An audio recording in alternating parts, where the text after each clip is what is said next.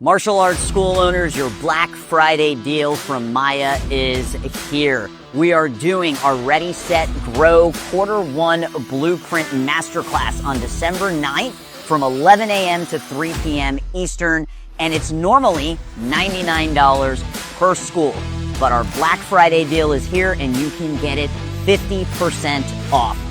Metzger, what are we going to be going over during this masterclass? Look, if you want systems to set yourself up for a record 2026 on recruiting new students, retaining better with the students you already have, and understanding systems to generate more revenue in your school, let us help you with this webinar on December 9th from 11 to 3.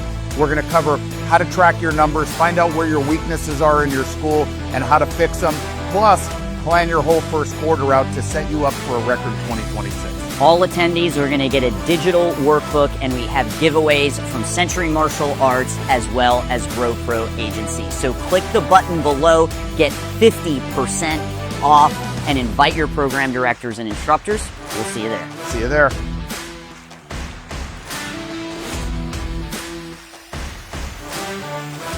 He's Metz. He's Tass. It's the Metzger Tassoul Show.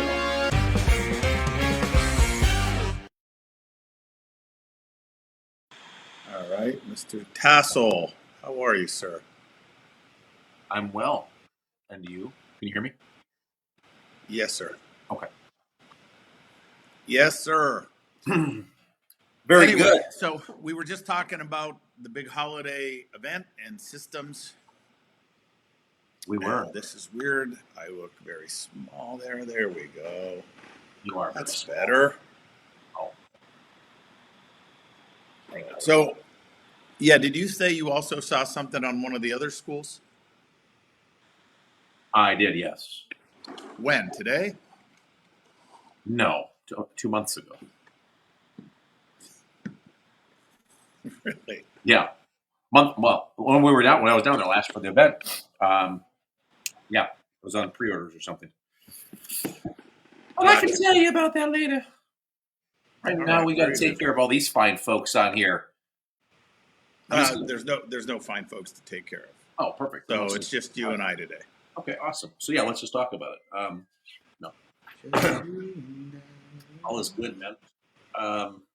We are getting ready for the festivities. Look at that. Beautiful. Yeah. You're having the holiday event at your home today? That's exactly right. Yes, That's everybody different. can come in, pick a mystery gift, and then be on their way. Wow. And Yeah. they just start lining up at your front door, like That's starting right. tonight? Yeah. And we'll have 5 lucky kids who get a sleepover. I'm kidding. Wow. Did you do sleepovers for New Year's Eve way back in the day, like 30 years ago? Did you ever I do never that? did the New Year's Eve sleepover, but Yeah. Keith Scott, Yeah. back in the day, a consultant school owner, he would crush those. Yeah, we killed it, man. And it was. I finally got to the point where I'd fall asleep before the kids, and that's not safe. So I had to stop doing them. Oh man, Very good good. old days. It's been So good. let's see if we can start. Are we live and we're good? And are we over 400 viewers yet? 500. 5. No, just 5. Oh, 5. I got you. How come this doesn't show anything? I just heads up. I don't know what happened earlier. I could still see Perry when I got booted. He's like, "Oh, we lost him," but I could still see and hear everything. So hopefully everything is working as it's supposed to here. Okay, very good. What's this behind us? Would I be able to see it on this screen? All right, thank you, Perry. Anyway, so can you believe, man? Can you believe it's the end of another year, man? I know. Where does the time go? I don't know, Where but it's absolutely does ridiculous. it go?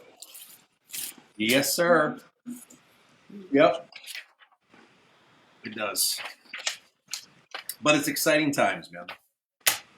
We got a big push for 15 days, and then we're off for 17 days or something like that.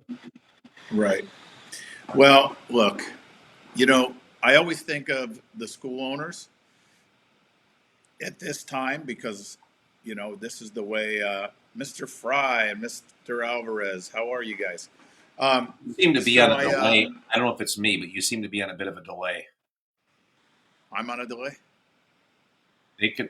Are they posting right now? I usually No, see no, that. they had.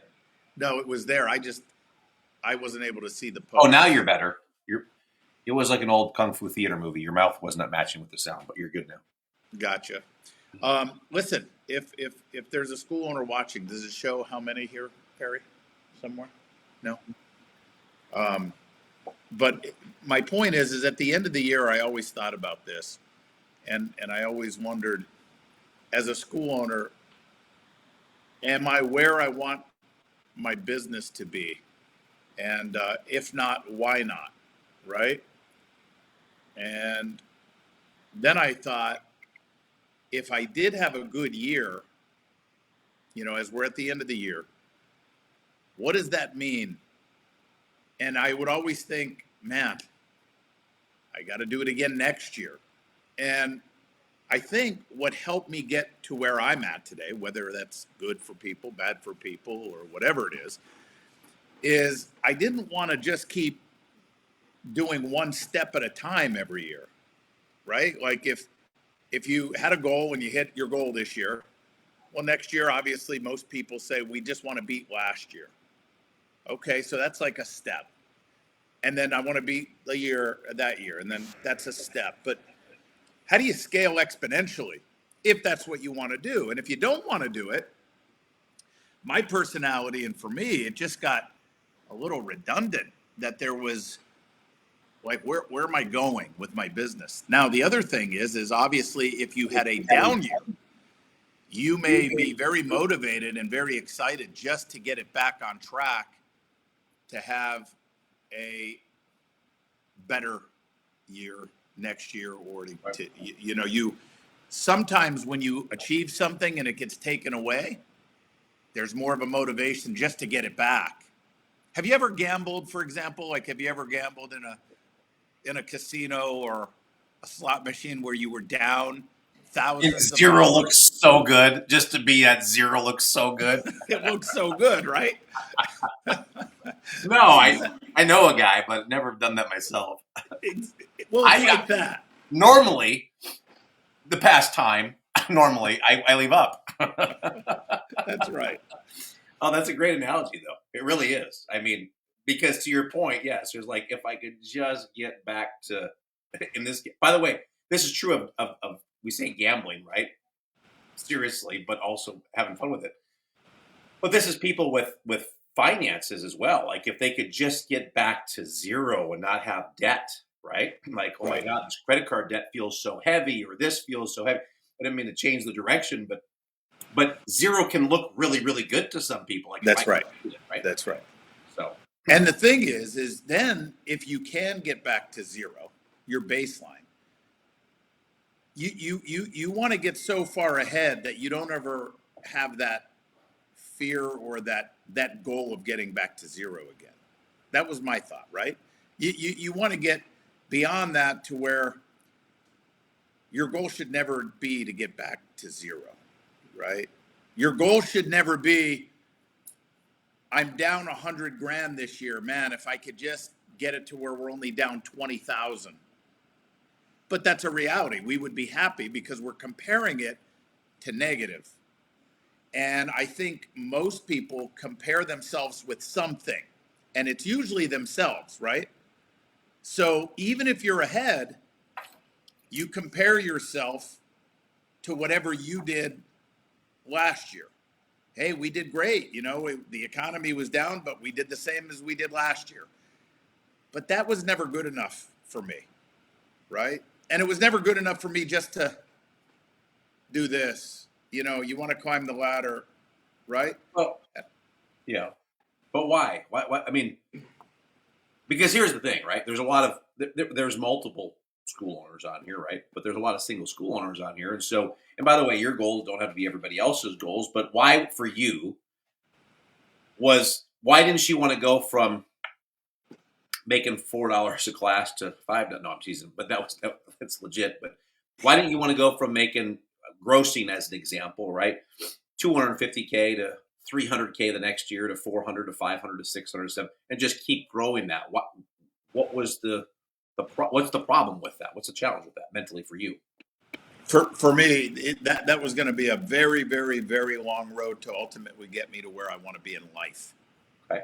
And I had to figure something else out to make it more exponential. Okay.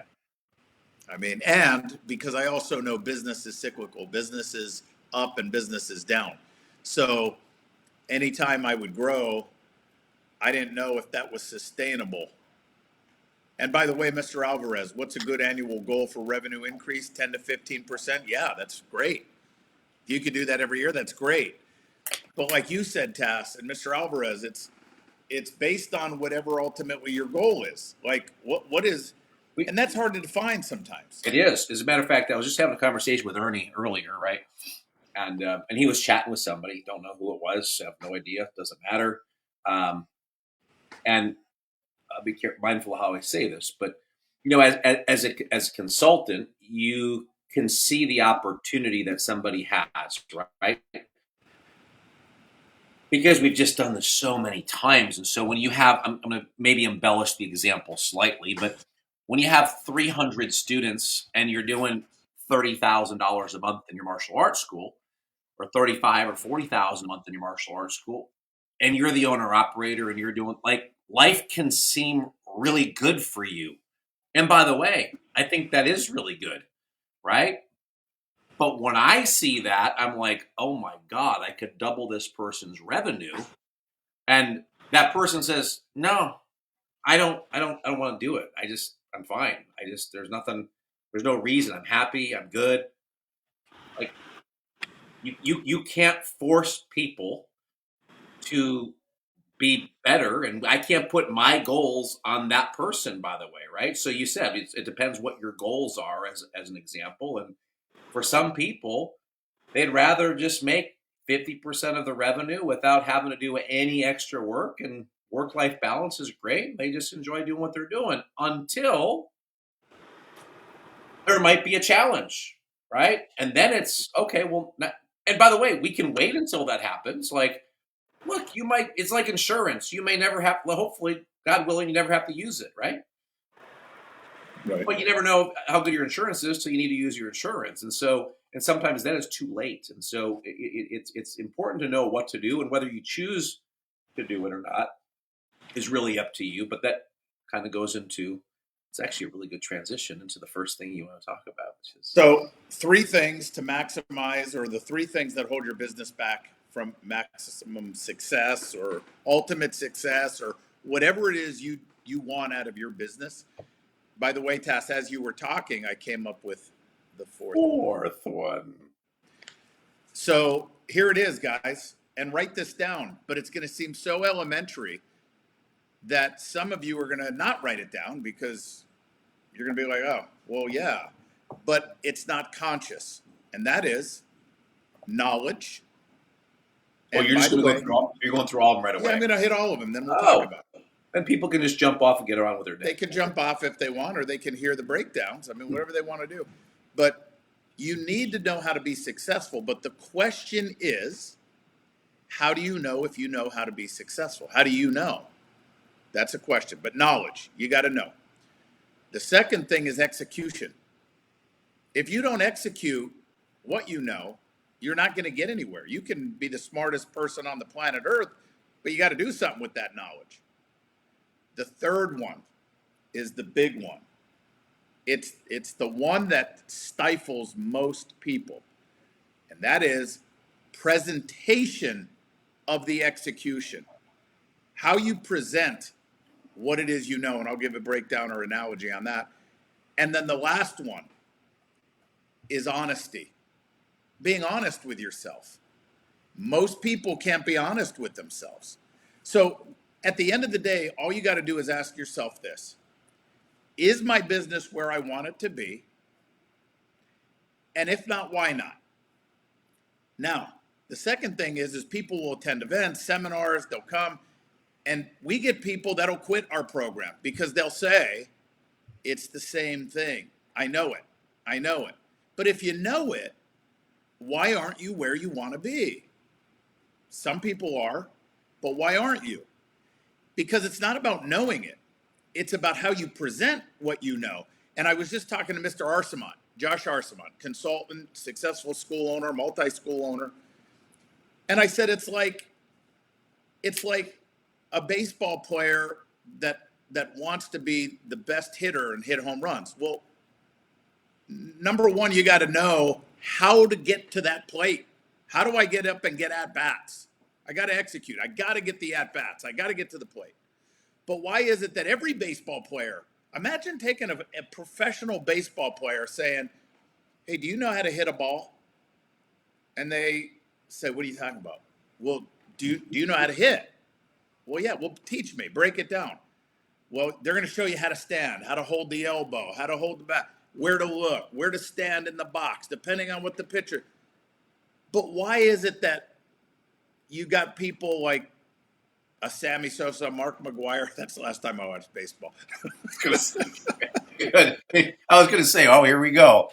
A Cabrera, whoever, right? Why is it that some guys have double, triple the amount of home runs or even hits than other professional Major League Baseball players when they all know how to hit? Why is it that some hit better than others? Now, what are you going to sit here and do? Are you going to say, well, some are stronger? But not if it was all about strength and everybody has the same batting coach, then the strongest guy has the most hits and most home runs? No. There's something they are doing differently. They are presenting differently when they get up there and they swing.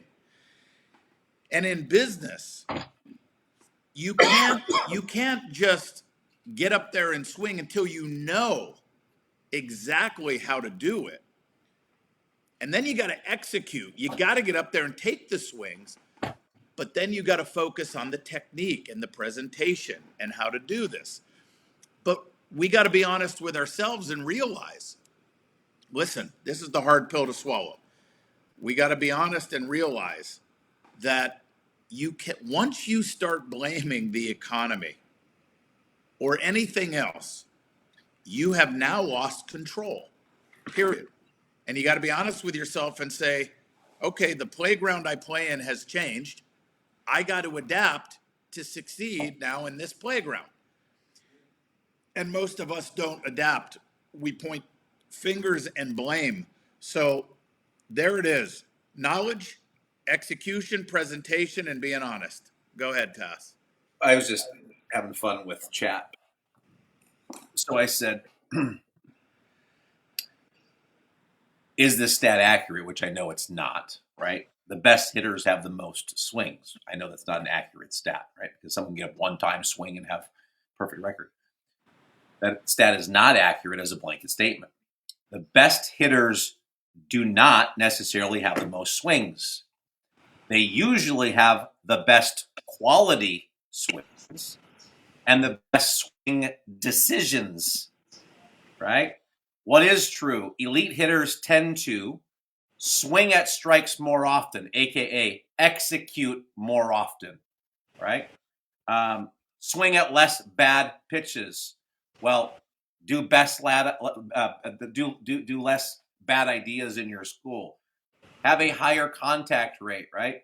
And then produce more hard contact per swing, or put more emphasis into the things that you know work in your school. Like all of this can be dialed into the martial arts school, but at the end of the day, there's efficiency per swing is much higher. Well, what are these things that you're talking about, right? Knowledge gives you the ability, and the execution gives you the ability to be more efficient with what you're doing, because you can do, like, look, I mean, here, this is an example. Like, here's a list, right? 80% of the things on that list are not going to move the needle and are not efficient, right? There's literally two things on this list that everything needs to be done, right? But book appointments and get our VIP passes ready are the two things that are going to move the revenue needle for us right now. Everything else is just noise. And this is the thing. It's like, I'm going to keep with the baseball analogy. It's like if I'm at the plate, I'm going to get pitches regardless, but I need to let the balls go by. I'm not going to swing at the balls, right? Like, I need to get the strikes done. That's where I'm the most efficient. And that's what you need to understand is what is in the strike zone for you in your business. And funny enough, it's kind of like 3 strikes and you're out. The 3 strike zones for us, right, are recruitment, retention, and revenue. And if it doesn't fall within that zone, right, it's stuff that can wait and we don't need to necessarily look at right now, or just kind of let go by and come back and visit it later. I like the baseball analogy. Listen, this analogy, I hope, let me see if we have more than 3 people on real quick. Yeah, we do. So listen, this analogy is so important. Watch. Business is the same. If you run a martial arts school, why is it, and you can get, I'm making a point, right? I'm making a point. Just assume everybody produces good quality instruction, which not everybody does. And some people are money grabbers, and I understand. But eliminate all that. If you take a group of martial arts schools, hundreds or thousands of martial arts schools, and they all teach whatever art they teach, irrelevant. Why is it that some are doing 10 times more in revenue, producing more careers for people, same quality martial artists, right, than the other schools? Why is it? Well, because the other schools tend to not recognize their faults in presentation. They're not honest with themselves, right? But think about this as a batter in baseball. You know, you play baseball and you might go through the whole roster before you get 3 outs. You might go through the whole roster 2 times, right? Like everyone on the team is going to get that bat, right? Some are striking out, some are not getting any hits, some are hitting home runs or getting hits consistently, right? It would be like the batter going up that strikes out, and as he's walking back to the dugout, saying to the next guy, man, dude, it's this pitcher. This pitcher, you just can't hit this guy. It's the pitcher. So that's like us blaming the economy. We're pointing our finger, and we are not taking ownership on how to adapt to what is happening in our environment. But other people do. And the only way they do is, number 1, it's a mindset, right? Number 2, no excuses. Number 3, they adjust. They adjust. Number 4, they have the knowledge. They understand how to adjust. I'm trying to motivate everybody, because if you're watching this and you would like your school or your business to be more than what it is, if you do, the first question you need to ask is, why isn't it? Whatever that is. I want to provide more careers. I want more students. I want more flexibility. I want more revenue. Whatever it is. Why isn't it? And then if your answer is, well, we're getting there. We're getting there. Well, put a timeline on it. How long do you want to take to get it there? Would you rather get it there in 5 years or next year? Ask yourself, what would you rather? I think if you're honest with yourself, everybody here would say next year, right? But then the question is why? Why isn't it there? And what do you have to do? Because again, if there's other batters walking back that just hit home runs, every time he got up this game, in this game, every time he went to the plate, he got on base. And every time you went up, you struck out or they threw you out. You didn't get a hit. Why? Right? You can't blame anybody but yourself. So same economy, same pitcher, right? Same environment, same demographic. I'm playing against the same team you are. Same demographic in business. I'm dealing with the same stuff. So and I think the biggest thing is a lot of people in our industry, in any industry, if you're hungry enough, you seek out knowledge. And then there's a percentage of people that drop off that don't do anything with the knowledge. But then there's a bigger percentage that do something with the knowledge that don't execute correctly. They don't present correctly. And then it goes back to what you said, Tass, which is when you get knowledge and you execute, you're going to get a level of success. You're going to make it to the majors, right? And you're comfortable enough. It's like being in the major league saying, I don't care if I make it to the Hall of Fame. I'm in the majors. I don't want to be in the Hall of Fame. You don't want to be. Why? Why wouldn't you want to be in the Hall of Fame? If you're running a business, why wouldn't you want to be one of the most successful schools on earth? Why wouldn't you? I wouldn't understand that, right? At least strive to, but are we afraid of failure? Well, that's where the mindset comes in. Are we afraid that we're not good enough? Do we have some kind of internal belief? Is it too much pressure for us to try to make it to the Hall of Fame or to be one of the most successful schools? Is it just good enough being in the majors? And for some people it is. But not in our world, it's not. And that's why some people quit. Because we are not here to get you in the majors. We're here to get you into the Hall of Fame. I mean, that's what we're here for. Go ahead. Yeah, that's right. And by the way, there's nothing wrong with, like you said, there's nothing wrong with getting to the majors, right? And I think that this is where I've learned over the years also not to project, my goals necessarily onto somebody else. But you really, it's interesting because sometimes the same people that reach out for help, when we go to provide the help, all of a sudden it's like, well, no, I'm good. Like I'm happy and things are good where they're at. So then I start to, look and question, well, if somebody says that, like, he asked me this today, if somebody says that, he goes, I don't even know what to say. Like, okay, well, there's a reason why somebody reached out to begin with, right? Because otherwise you don't reach out. If you're good and you're happy and you're whatever, there's a reason why you'd reach out. Well, what was that reason? Is it just to kind of know what's happening, know what's going on, or is it now that you know where you can go and you may know the perceived work that's involved? Now all of a sudden, no, I'm good. Now I'm good. Because you don't want to do the work. Does it become an excuse? And this is point 4: is being honest with yourself, right? And that's what you have to decide and determine. But listen, because you are very, I don't want to say adamant, but I think you have a strong opinion, because if people do, it's fact, it's not opinion. If people do things right in their business and they retain students, they're going to have people that want to become instructors and team members of their organization, and therefore it will push them into a potential second location if they want to. But if they don't, then they cannot be upset that their team member goes to do something on their own, right? So this idea of multiple locations sometimes is out there. But listen, as a single owner operator, you can have an amazing life and lifestyle and work-life balance. However, you can grow so far, or there may be a perception there's no room for people to grow underneath you because it's a quote-unquote family-run business and all the spots are taken, and so they may go look elsewhere. There's a lot of things that can happen with this, right? And then you end up, I'm just going to say it, you end up owning a job for yourself and not really a business. And there's nothing wrong with having a great job, by the way. Nothing wrong with that. But this is where you have to determine, well, what is it that you want? And then we don't look down the road far enough to realize, well, man, if I want to go on vacation, I can't because it's my wife and my kids work in the business, and it's going to be very hard to take a family vacation together. That's a choice, by the way. And you could say, well, I choose to do that over the holiday break or over the 4th of July break, as an example. That's a choice.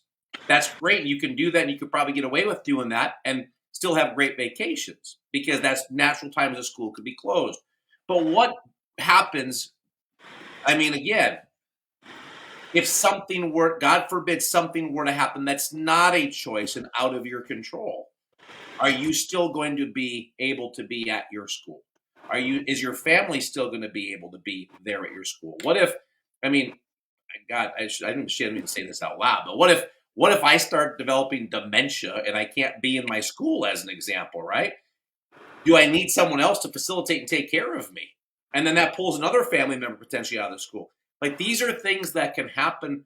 And yes, it's like insurance, and we're hoping for the best, but are we really preparing for the worst is the other question, right? So it's designed to make you think a little bit, right? Because the reality is there's a lot of people that will just run their schools until they can't anymore. But then what is your legacy? That's the other piece. What's your legacy after that? Well, Mr. Slinkard said you have to decide what level do you really want to be at. But here's the problem. It's not a problem, but think about this.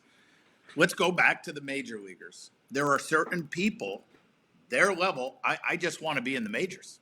I just want to be in the majors. A certain mindset, the mindset that I would have is, I don't want to be in the majors. I want to be in the majors and be the best player in the majors and make the Hall of Fame. Well, why?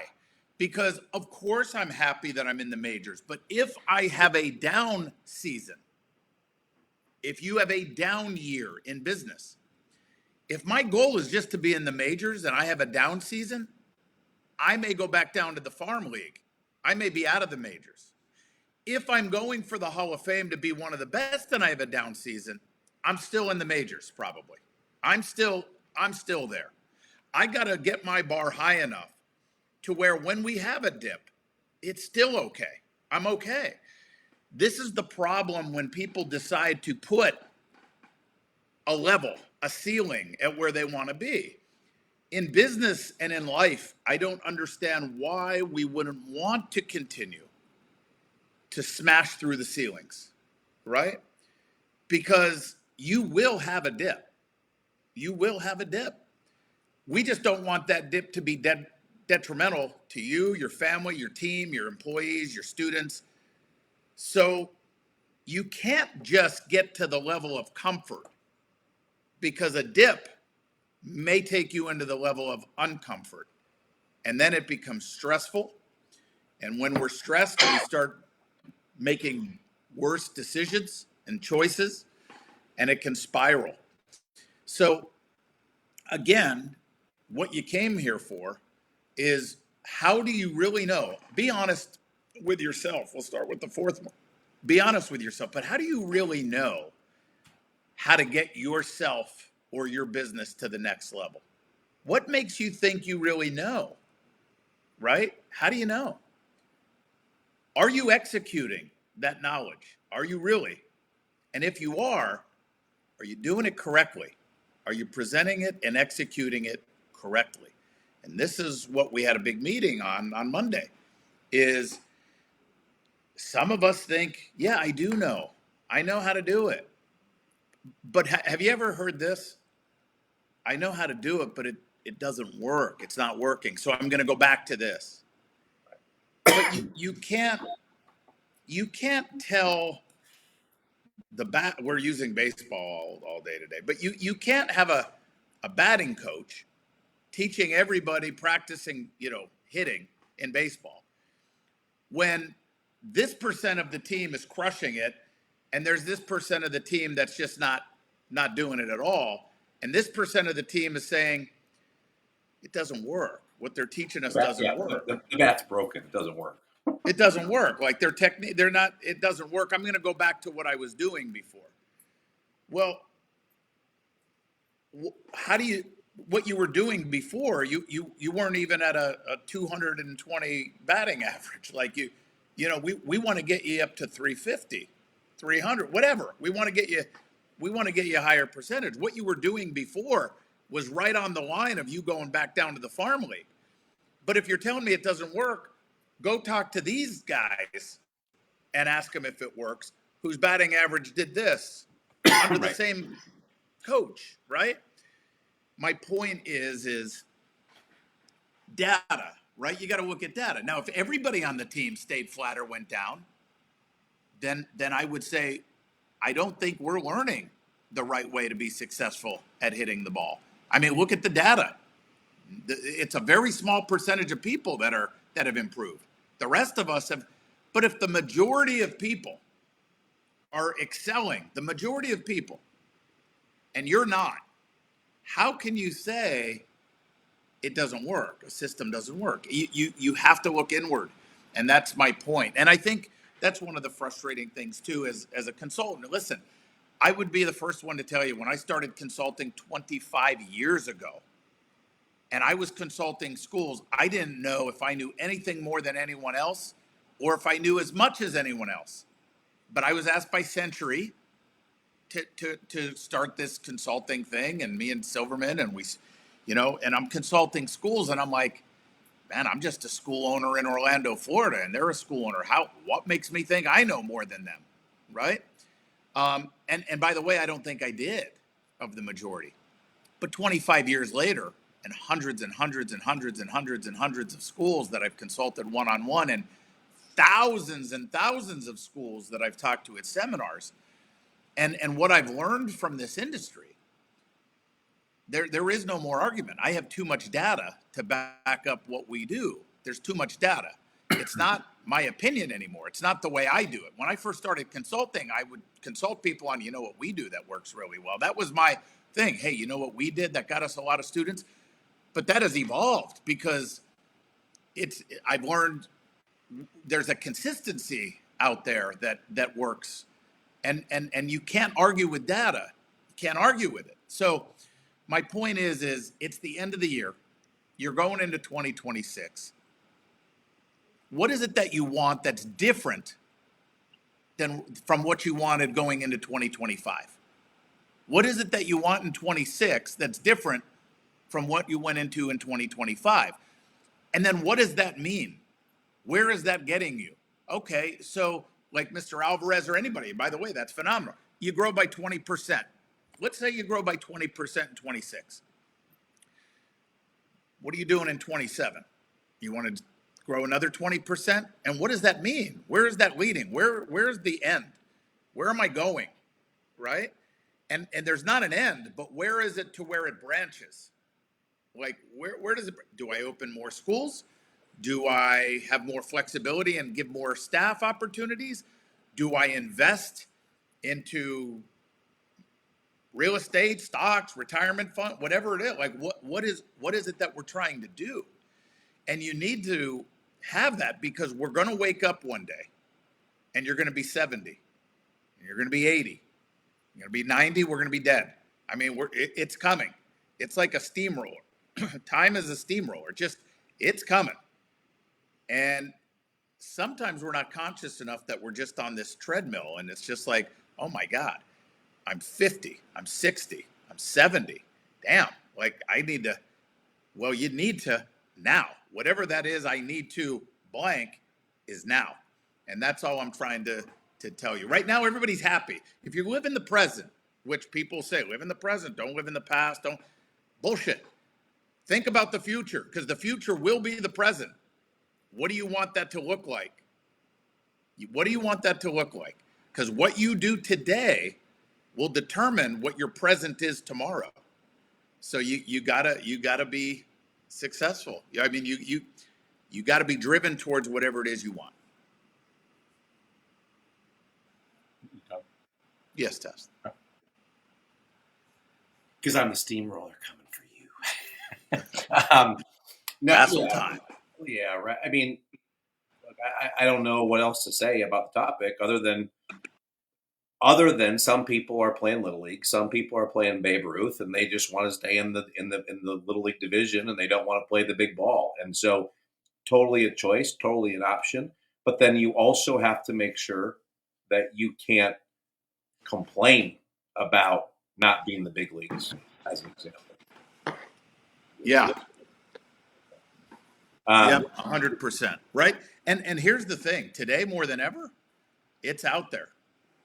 The knowledge is out there. And I always say this is my biggest frustration with Elite, with our consulting. How many times have I heard, why don't you do group consulting? You can grow the company bigger if you do group consulting, because one consultant can talk to 100 people, right? Because it's not what's best for the client. So I want one-on-one consulting. Everyone's different. Everyone has different strengths, weaknesses. One-on-one, we got to figure that out. The problem is, the biggest frustration I have with the consulting is that we can't do it for them. We can't do it for you. Like we can only guide you and navigate and tell you and pave the road, but you got to walk it. And sometimes you walk it, but you're walking like this and you don't realize it. And we got to figure out, why aren't you getting the results? Yeah, you're doing what we say. And then we dive in more. Video, record, let me see it.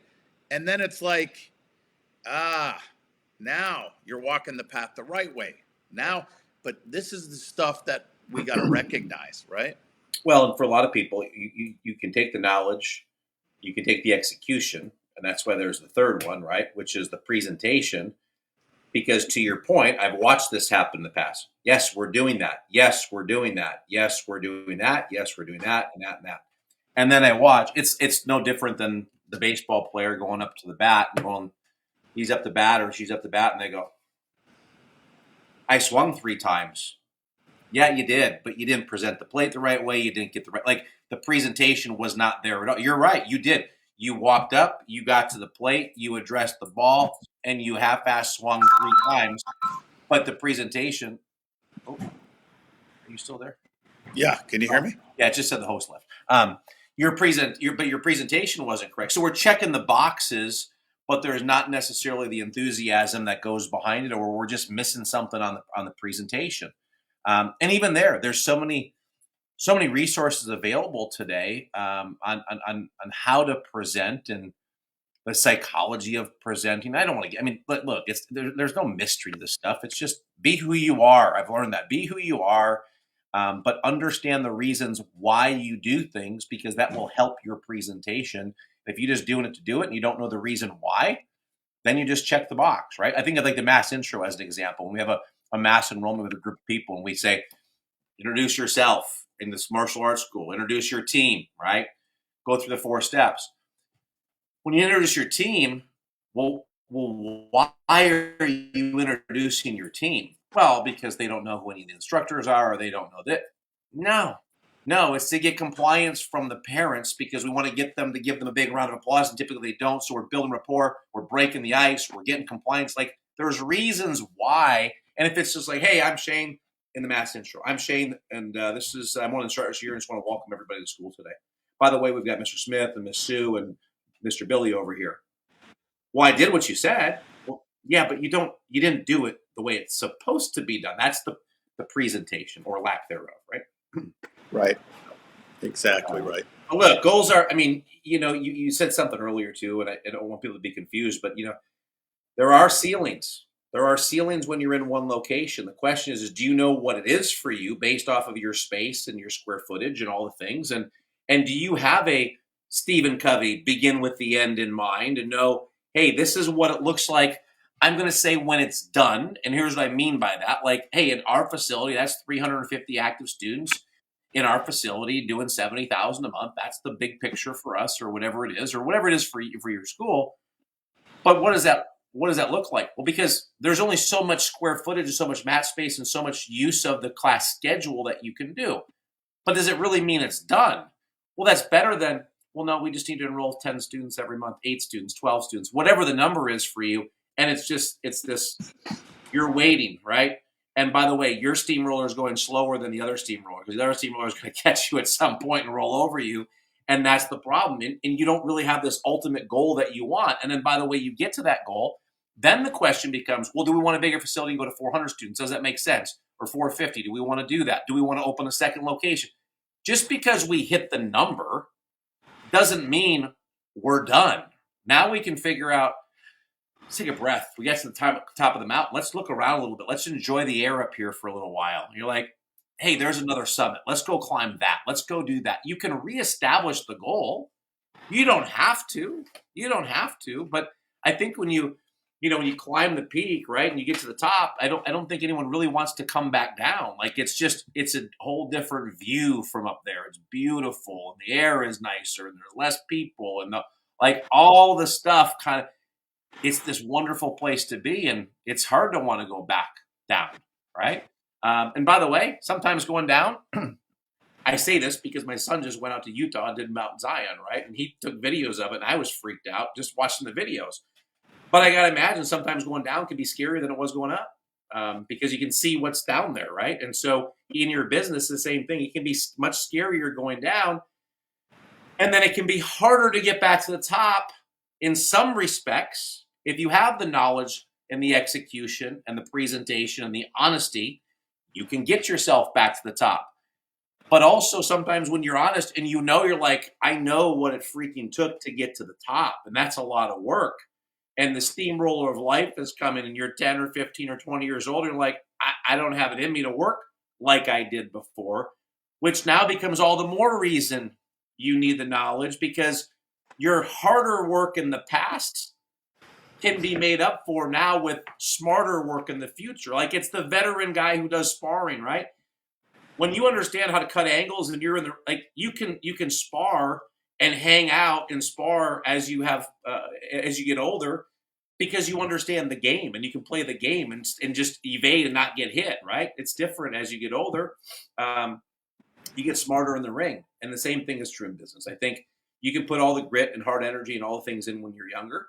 But you also know that not everything that we do, it's not all just hard work. It does take hard work. It does take smart work. You have to work smarter and harder at times to get where you want to go as well. And this is where we're at in the end, with the end of the year, right? Like you're going to make some decisions whether either you're going to tap out right now and say, screw it, I'm going to wait till 2026. It's a new year, which, by the way, every day is a chance at the start of a new day, a new month, a new year. You don't have to wait till January 1st to do that. You're either going to tap out, you're going to try and finish the year strong. I don't know what your personality is, right? For those of you that are watching or listening.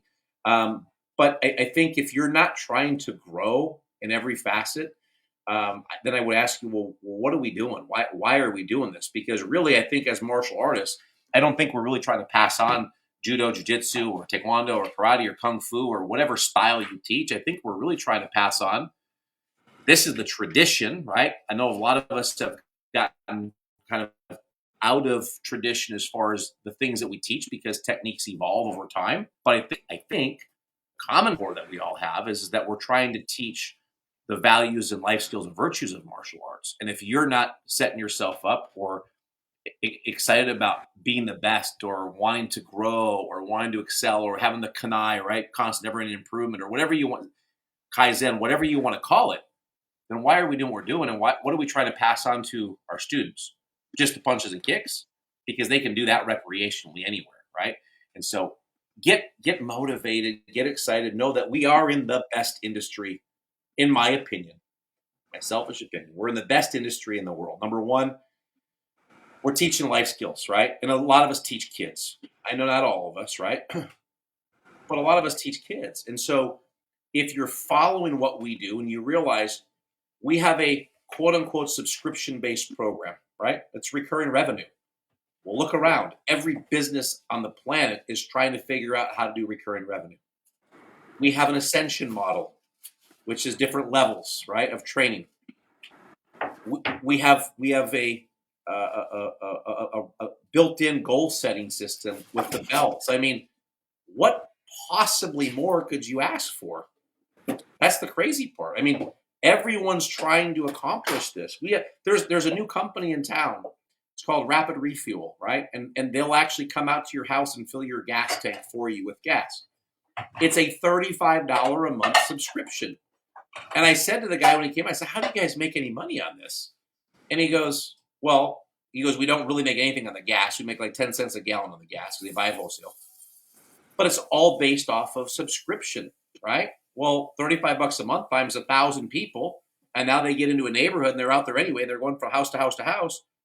It's a lot of money, right? We have that already. Look around the car washes in your area. You're like, we drove by the other day. Why are these people getting their car washed? It literally just snowed. Oh, I know why. Because they pay $35 a month and they can have unlimited car washes. And so that's the subscription model. Everybody wants that. We already have it. We have an ascension model, a goal-setting system. You guys, we are in the best industry in the world. It's up to us now to really take the bull by the horns and make it what we want it to be. And by the way, if it is what you want it to be, that's awesome. But sometimes you need to find out, and there is a such thing as healthy competition. And that is, well, what are they doing? And, well, how are they doing that? Wow, I could do the same thing. I could get to that level, right? Sometimes you look at competition and it's not healthy. But there is healthy competition. And when you compare yourself against others, sometimes that's okay. It's okay to have that measuring stick. But the majority of the time, it really comes down to comparing ourselves to ourselves first, being honest, knowing what we can do to improve, and then take a look around and find out what else is out there because we may be missing a lot. I had a conversation, I'll close it with this. I had a conversation yesterday with a client from Canada. And we were on a Zoom, and great client. And we were just chatting, and we set the goal. He set the goal for his holiday event, and we're having a good time chatting back and forth. And I said, hey, listen, he's been with us, I don't know, maybe a year, just over a year now. I said, how have we been doing? And he goes, it was very flattering, by the way. He goes, we really thought we knew how to run the martial art business. and he said he was talking to his dad about it. And they have 7 locations, and they're in 45 elementary schools, right? And last year, long story short, from last year to this year, their average revenue, they've doubled their revenue on a monthly basis from last year to this year. So I mean, it's phenomenal. It's so much fun to watch, right? And there's, by the way, it's Canada, so there's some restrictions and things that they have to kind of fall into and whatever. But when you can take an organization like that and double their revenue, we didn't. They did. They just got the information. But this is why the Zoom was so fun, right? Because they're doing great. They're loving life. They're having fun. Everybody's enjoying it, because it's always more fun when you're hitting goals and you're moving up and you're having a good time, as opposed to, people say, well, money doesn't buy everything. Or my thing that I say at the martial arts school is a lot easier to have a successful month than it is an unsuccessful month. And what do I mean by that, right? I just mean it's a lot easier. I think I heard it from Jay Abraham a long time ago. Like, it's way easier to run a successful business than an unsuccessful business. Why? There's the stress of doing the busy and all the stuff, or there's the stress of being broke. Which stress would you rather have, right? And I pose that question to everybody, because I know what stress I would rather have, right? I would rather have the stress of, oh my gosh, there's too much to do. We're enrolling too many students. We have too much revenue, whatever it is, as opposed to, where are we going to get new students from? Because I've been in both spots before, and one is a lot more fun than the other. So, Right. Well, look, my last question as we end 2025, going into 2026, why aren't you, if you're not with a consulting group, my question to you is why? Why aren't you? Either you have this belief that all the consultant companies are just trying to get your money, and that's how they make their living. I've heard that. If they were so successful, they wouldn't need to charge for consulting or what. I don't even know what that logic is. I may be misquoting that, but or you think they don't really know what they're, and I'm not talking about us, I'm talking about anybody out there. Or you feel like you're just too set in your ways. You won't do the work that needs to be done. You're good enough. You don't want the grind or the stress to get to that next level, to make the Hall of Fame, so to speak. You're just happy being in the majors. But whatever it is, why aren't you with a consulting group? Somebody that can really guide you and take your business to the next level. And maybe you have a valid reason.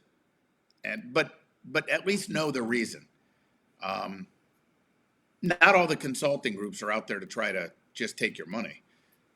The majority of them are there to really help you scale and take your business to the next level. But you may not believe that. I don't know. But anyway, I wish everybody the best with a killer December. And we have our Ready, Set, Grow webinar that I'm doing with Chris Rodriguez on Tuesday the 9th. You could register for that. That is Tuesday at 11 a.m. Eastern time. And we're going to plan the first quarter, go over numbers, KPIs, find out where your weaknesses are, strengths.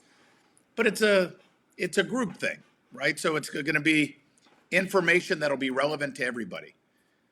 But if you want to get specific to your information, you'd have to join the program, because we can't do that with 50 people or 60 people or 80 people or whatever it is. Can't do that. We got to dive into your numbers. Let's see your class schedule. How many students are you enrolling on average? What are you charging? How are you charging?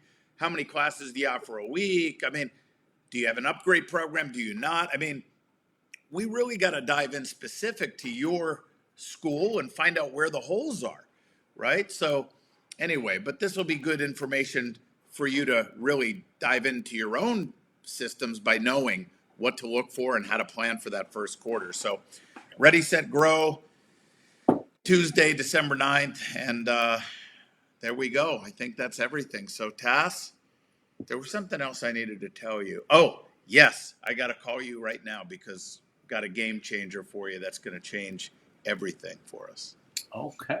How's that for a tease to everybody? But seriously, I'm going to call you right now. I'll tell you about it. So thank you, guys. All right.